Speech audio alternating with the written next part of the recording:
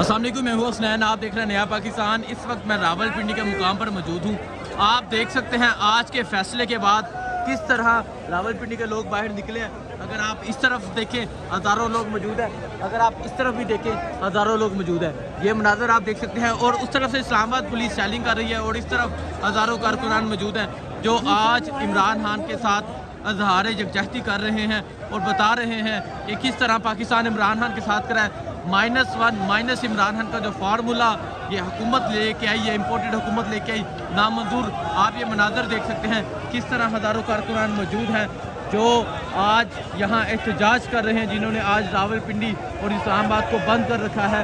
और आज पूरे पाकिस्तान में लोग निकले, ना सिर्फ रावलपिंडी, पूरे पाकिस्तान में लोग निकले हैं। और इस्लामाबाद पुलिस की तरफ से शदीद सेलिंग जा रही है। इस तरफ अगर आप देखें, इस तरफ भी कारकुनान मौजूद हैं और दूसरी तरफ से इस्लामाबाद पुलिस सेल फेंक रही है। और आप ये मनाजर देख सकते हैं नया पाकिस्तान पर किस कदर कितनी बड़ी तादाद में लोग यहाँ मौजूद हैं जो आज एहतजाज करें और इमरान खान के साथ करें। ये मनाजर आप देख सकते हैं। और इस तरफ भी कारकुनान मौजूद हैं, इस तरफ भी कारकुनान मौजूद हैं जो बहुत बड़ी तादाद में मौजूद है।